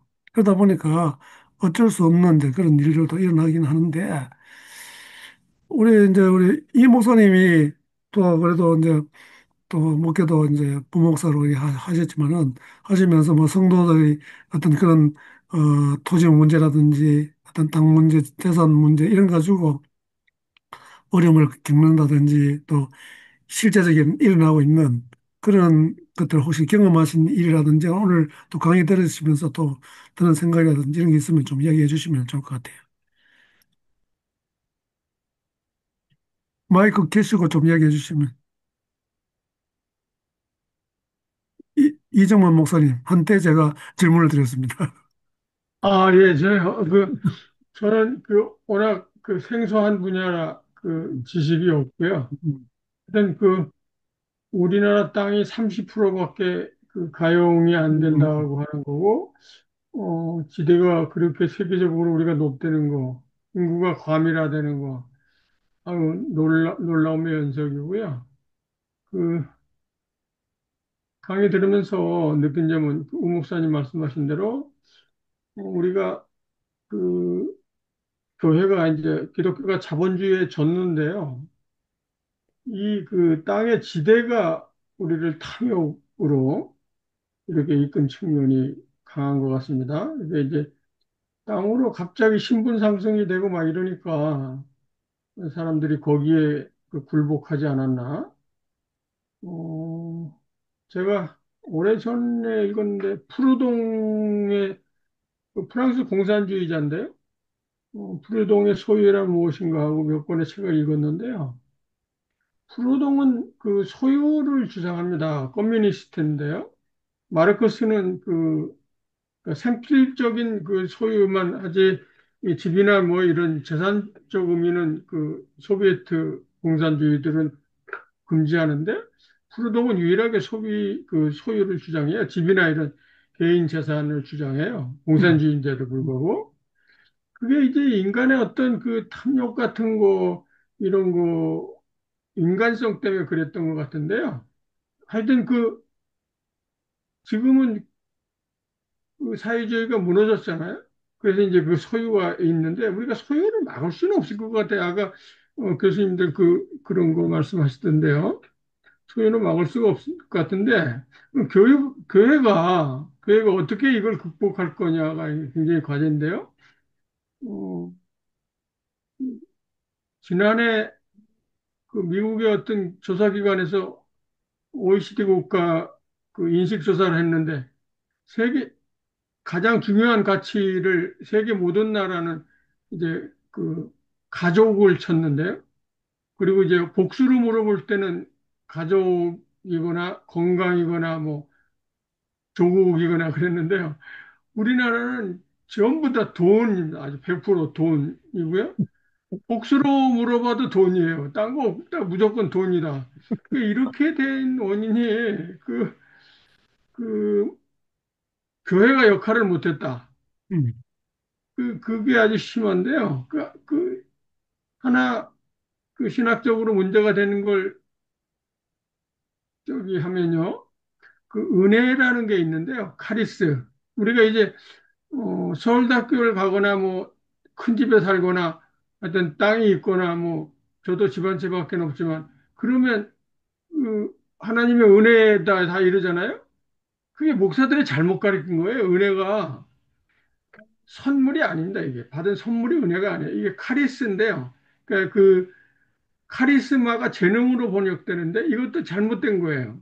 카리스가 원래 바울의 개념은 그 사랑 같은 하나님의 또 다른 이름이에요. 하나님과 함께하는 어떤 힘이거든요. 힘.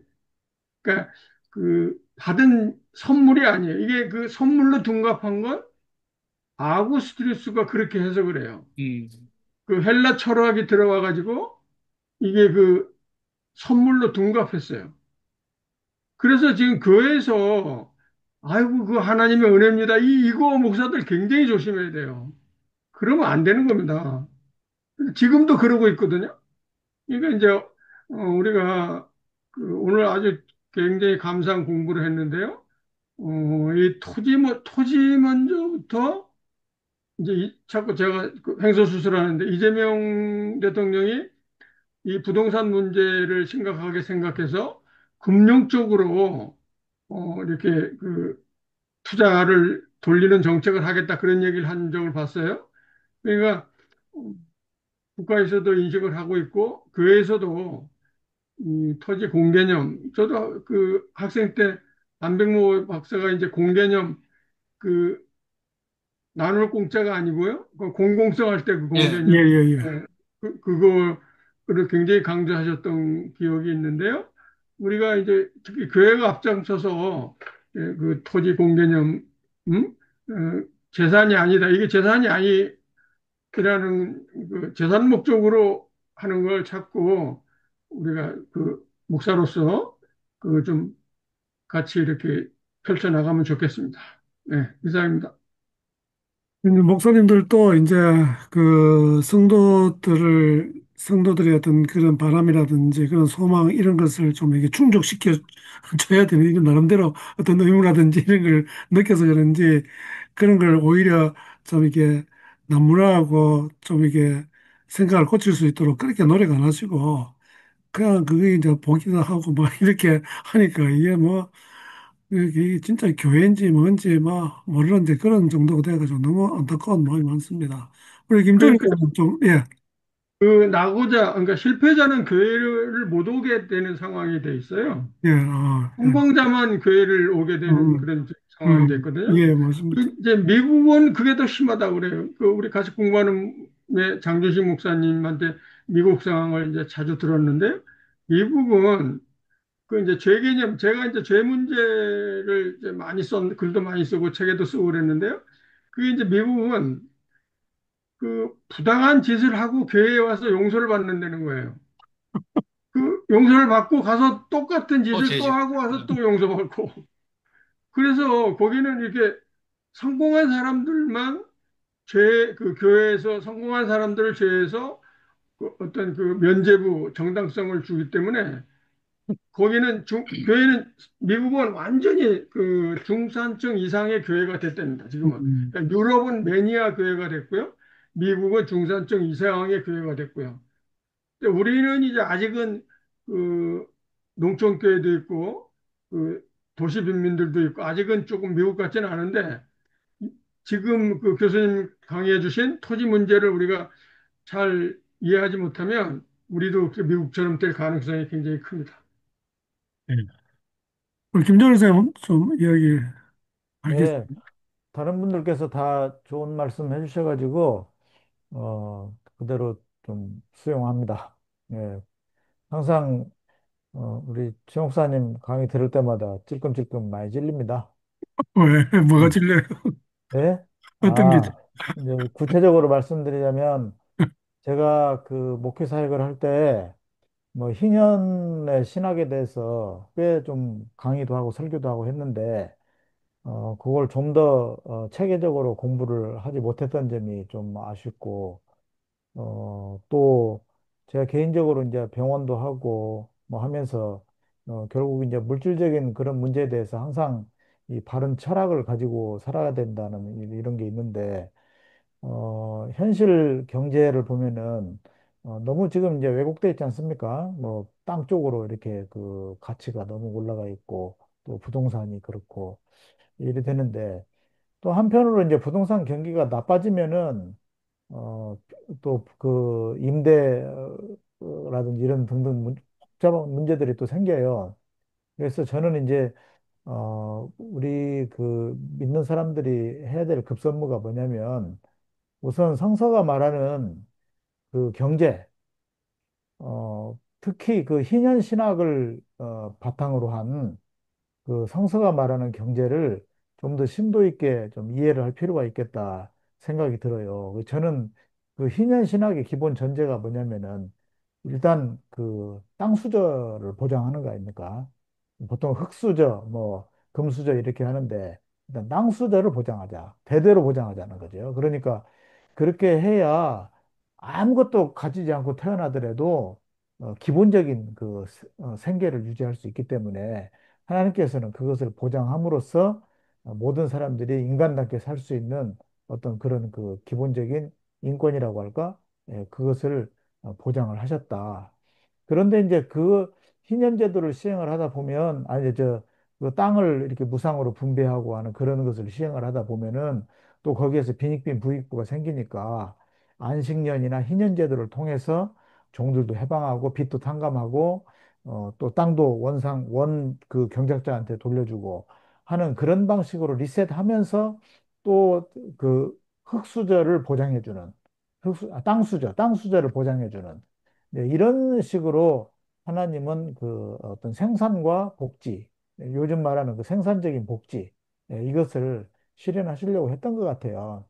그렇다면은 더 교회가 이그 왜 이런 그 땅을 그렇게 토지제도로 그렇게 했고 또 신약 시대에 와서도 부자들한테는 네 땅을 다 팔아서 가난한 사람들이 나눠줘라.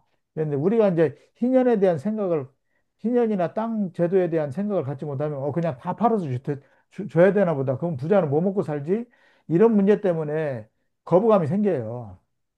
이건 뭐 그냥 뭐 부자한테 다 착취하는 건가? 그런데 그게 아니고 부자가 땅을 다 판다 하더라도 그 어떤 그 구약 성서의 그 토지제도로 보면은 부자는 부자 몫의 경작지가 또 있는 거예요. 예. 그것은 또 못 팔게 돼 있어요. 예. 그렇다면은 부자도 원래의 그 땅 수저로서 살아가고 또 그 부자 당신이 그 이렇게 소유했던 그러한 어떤 부당한 그런 어떤 경제적인 이득 이런 것에 대해서는 사회적인 약자들에게 땅이 없는 사람들한테 원주인한테 다 되돌려줘라 하는 이러한 그야말로 그 복지 생산적인 복지 이것을 철저하게 시행했던 것 아닌가 그런 생각이 들어요. 특히 누가복음이나 사도행전을 읽어봐도 이게 결국 희년 신학을 바탕으로 해서 이게 부자에 대한 경고라든지 이런 것이 다 이루어지는 것이 아니냐 이런 생각을 좀 많이 해보게 됐어요. 그런데 현실에 있어서 뭐 지금 뭐 땅을 몰수를 하니 뭐 뭘 하니 뭐 이래 해가 되겠습니까? 그거는 안 하니만 못할 것 싶어요. 완전히 나라가 뒤집어지고 그렇기 때문에 저는 두 가지 트랙으로 가는 것이 좋다고 생각합니다. 그러니까 교회 말고 이제 일반 세상이 사회죠. 하나는 저 종합부동산세 있지 않습니까? 그것을 좀 더 철저하게 잘 했으면 좋겠어요. 그래서 재산을 많이 가진 사람이 많은 세금을 내도록 해서 그걸 가지고 복지도 하고 우리나라가 좀 골고루 잘 살 수 있는 그런 세상을 만들자. 그런 캠페인을 해가지고 부자들을 무조건 욕할 것이 아니라 당신들이 가지고 있는 그런 그 재산에 대한 세금을 충분히 내므로써 우리 사회가 좀 같이 다 잘 살도록 해보자.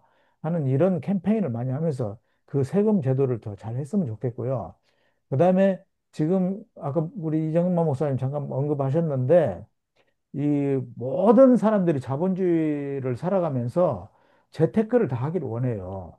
그걸 하지 말라고 그러면은 처녀 총각한테 너희들 장가가지 시집 장가가지 말라는 말하고 똑같아요. 그리고 요즘 이제 직장 생활을 하는 사람들이 뭐 불과 한 200만 원, 300만 원 이렇게 소득을 올리는 사람들이 그 소득 가지고서는 제대로 살아갈 수가 없어요. 그렇기 때문에 젊은이들한테 요새 다 물어보면요. 다 주식이에요. 예. 어떤 사람은 미국 주식 하는 사람도 있고, 어떤 사람은 국내 주식 하는 사람. 근데 미국 주식 하는 애들은 돈을 좀 벌더라고요. 많이 버는 것은 아니지만, 그래도 안정적으로 좀 돈을 벌더라고요. 근데 한국 주식은 뭐 하다가 망했다는 애들도 있고 막 하는데, 지금 이재명 정부가 주식 혹은 어떤 그 IT 계통으로 하는 그 펀드 이런 쪽을 대폭해서 부동산으로 쏠리던 그 금융을 그 저기로 이제 말하자면 주식으로 이렇게 모이게 하겠다.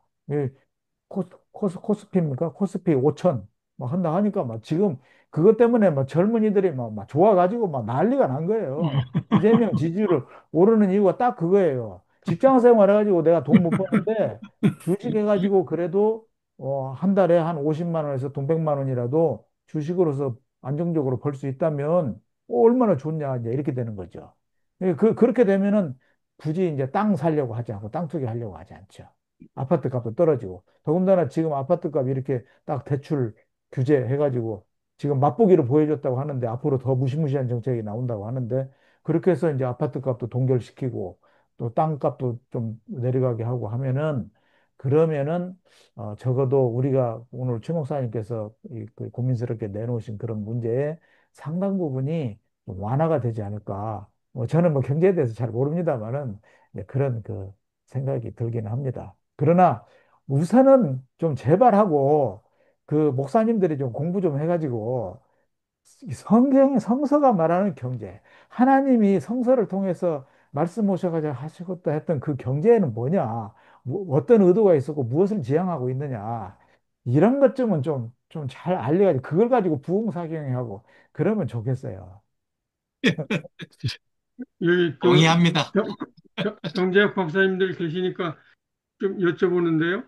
그 이재명 정부는 맞버기로 그냥 한 방에 그 집 올리는 걸 잡았는데요. 문재인 정부 때 무슨 뭐 서른 몇 번인가 정책을 해도 그 못 잡은 거 보면 그냥 일부러 안 잡은 거 아닌가. 그 기득 세력들은 자기들이 가지고 있는 집이 떨어지는 걸 극도로 싫어해서 그 정책을 이재명 정부처럼 극약이 있는데 정책이 있는데도 이렇게 안 한, 그러니까 그 국힘이고 민주고 간에 거기에 그 기득 세력들이 정치나 관료들이 그 부동산으로 자기들이 부를 축적하기 때문에 그래서 그런 거 아닌가 그런 생각이 들거든요. 맞습니까? 그래서 뭐 저는 그 문제를 그 이제 우리 미디어에 아주 유명한 분이 진주에 있는 김장하 어른이라고 그 김장하 어른이 그 이번에 헌법재판소 소장 대행을 맡았던 그 문 판사님에게 말씀하신 거에서 저는 나름대로 답을 찾았습니다. 그게 뭐냐? 요란한 소수가 침묵하는 다수들을 흔든다. 그건 민주주의가 아닌데 마치 그것이 민주주의인 것처럼 보였다. 그때가 제가 문정부 때였다고 생각합니다. 그러니까 기득권을 가진 요란한 소수가 일부 국민들의 입을 대신하면서 권력을 대신하면서 그 아무 개혁 정치를 못하게 흔들어 버렸던 거죠. 그래서 안 된 거고 제가 지금 이재명 정부는 저도 좀 특별한 기대감을 가지고 있습니다.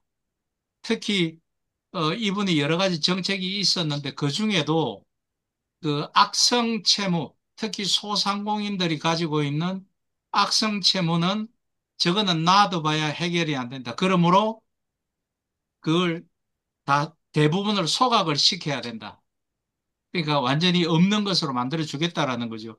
그래서 이분이 그 아까 김 목사님 그 말씀하셨죠. 희년 제도. 이분이 희년에 관해서 뭔가 알고 있는가? 그걸 알고 봤더니만 자기 말로는 어설픈 크리스찬이라고 하는데 분명히 이재명 현 대통령은 크리스찬이고 그래서 제가 이 사람이 성경 공부를 제대로 좀 한 사람인가 싶어서 찾아봤더니 놀랍게도 2015년 이 양반이 성남시장 할 때 주빌레 은행이라는 거를 세워가지고 음. 예, 그 담보 없이 돈을 빌려주고 그 다음에 그 사람들이 갚지 못하는 악성 채무를 자기들이 사가지고 소각시켜 버렸다는 거예요. 그 제가 그 솔직히 좀 보고 울었습니다. 제가 왜 울었냐면 제가 그분이 목사 같고 저는 그냥 아무것도 아닌 것 같아요.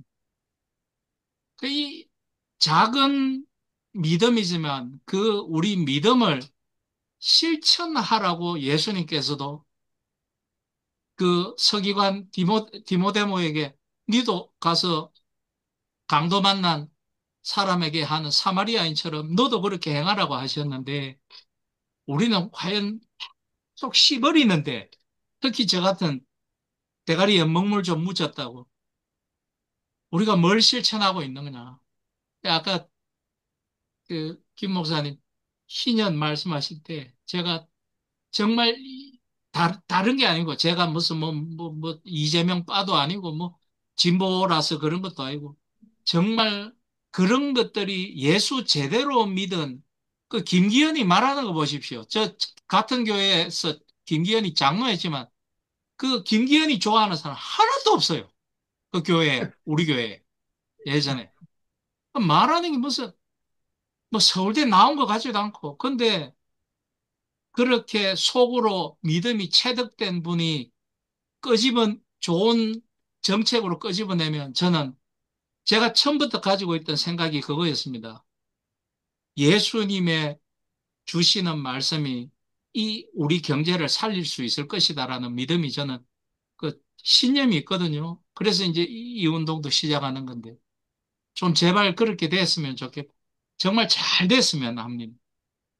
예, 이상입니다. 예, 괜히 뭐, 울컥해가. 예, 이야기하려면 참, 많은 그 이야기를 해야 되는데, 제가 생각할 때, 이제 근본적인 해결책은 이제 우리가 참, 생각하기 힘들지만, 제가 생각할 때는 그야말로 이제 인간의 그 탐욕의 문제를 일단 이제 해결을 해야 되고, 그게 이제 믿음이 좀 있다 해도 이제 쉽게 이제 해결은 안 되죠. 안 되는데 어쨌든 그런 방면으로 좀 노력을 해야 되고 또 그렇게 하는 데 있어서 가장 또 실제적인 방법 가운데 하나가 이제 그 공공성에 대한 이야기, 이제 토지 공개념이라든지 그래서 이게 우리가 이제 공동체라고 하는 이런 좀 그 기본 인식이 좀 필요하지 않는가. 우리가 그 교회를 여러 가지로 뭐 신학적으로 이야기하지만 저는 뭐 제일 핵심되는 내용이 그 공동체성이라고 생각해요.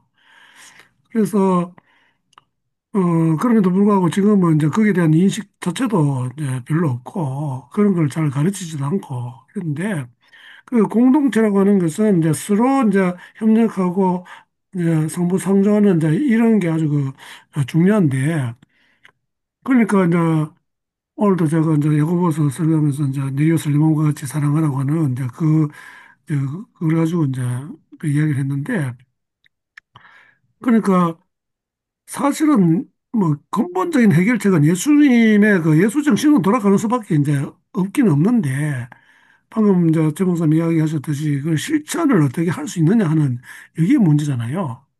그래서 제가 볼 때 이제 국가에서도 계속해서 옳은 올바른 우리가 볼 때 이제 기독교적인 어떤 그런 정신이 이제 구현될 수 있는 이제 그런 것들을 홍보하고 광고하고 교육을 해야 될 그런 필요가 있다고 봅니다.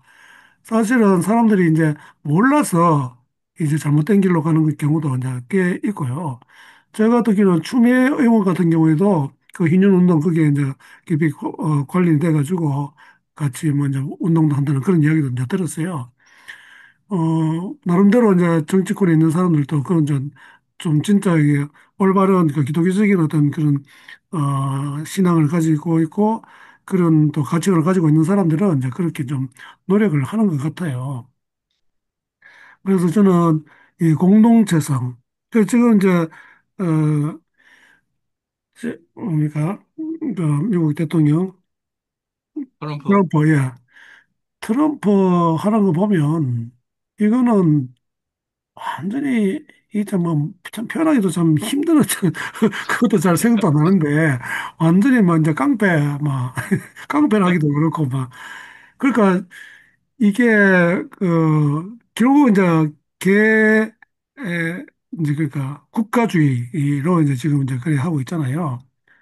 그러니까 뭐 미국만 살면 되고 다른 나라는 뭐 지금 뭐 어떻게 되는지 아무도 이제 뭐 I don't care 지금 이런 식인데 그거는 이제 큰 뭐 이제 세계적으로 볼 때 이제 그렇지만은 우리가 한국 가 내에서도 이제 그런 사고방식을 가진 사람들이 이제 많이 있을 때 이제 문제가 되는 거잖아요. 내 가족만, 내하고 관계되는 사람만 이제 덕을 보면 되고. 그래서 이제 제가 볼 때 그 공개념, 그러니까 성경은 이 공동체성을 너무나 많이 이제 강조를 나는 한다고 봐요. 그래서 그것을 우리가 이제 교회라고 하는 그 틀 안에서만 생각할 게 아니고 이걸 좀 더 이제 사고를 넓혀가지고 우리나라가 뭐 세계까지는 뭐 아직 뭐 생각하기 힘드니까 우리나라가 이게 같이 모든 국민이 같이 이렇게 행복하게 잘 살아야 되겠다는 이런 데 마인드를 가지고 진짜 조금씩 양보하고 서로 돕고 하는 이런 그 정신을 이제 구현해야 되는데 그런 것을 실제적으로 구현할 수 있는 기관이 바로 이제 교회잖아요. 그런데 교회가 그 역할을 제대로 못하고 사회, 사회를 갖다가 오히려 뒤쫓아가는 이제 이런 이제 모습을 보이니까 너무 안타까운 이제 그런 생각이 많이 들죠. 사실 또 목사들이 또 그런 문제도 잘 모르기도 하고, 이제 또 성경도 뭐 또 제대로 알면 어떻게 되는데 성경도 또 잘 모르고 그렇게 참 너무 이게 안타까운 이제 그런 이제 마음이 많이 듭니다. 그래서 우리가 이제 계속해서 우리가 이제 당하는 이제 현실적인 문제 이제 이런 것도 이런 시간을 통해서 더 많이 또 고민하고 또 기도하고 그렇게 해서 조금씩 이제 올바른 좀 그 의식과 가치관을 가진 사람들이 많아지고 그래서 이 공동체성에 대한 거 이제 그거와 올라서 그게 이제 공적인 어떤 그런 차원에서 그러니까 결국 이제 내 옷을 내 몸과 같이 사랑하라고 하는 진짜 예수님이 그거 뭐 딱 그것만 지키면 다 되는데 그걸 안 지키기 때문에 다 문제가 생기는 거잖아요. 그래서 참 예수님은 진짜 막 탁월한 혁명가고 선지자고 뭐 이제 그렇게 이제 생각을 하는데 우리가 예수님을 그야말로 성경을 통해서 더 깊이 이해하고 그것을 또 실천할 수 있는 그런 한 사람 한 사람이 되면 참 좋겠다 하는 그런 좀 생각이 듭니다. 예, 뭐 더 이야기하면 좋겠지만은 또 다음 또 기회가 있으니까 예, 오늘은 이 정도 해가 마치도록 하겠습니다. 예, 수고 수고하셨습니다. 많으셨습니다. 예, 수고하셨어요. 감사합니다. 예, 예, 감사합니다. 예. 수고하셨습니다. 다음에는 거기 저기 김서영 교수 또 강의 듣고 우리 예, 또 송 교수 또 보충 설명도 드릴 겁니다. 예, 수고하셨습니다. 들어가십시오. 예.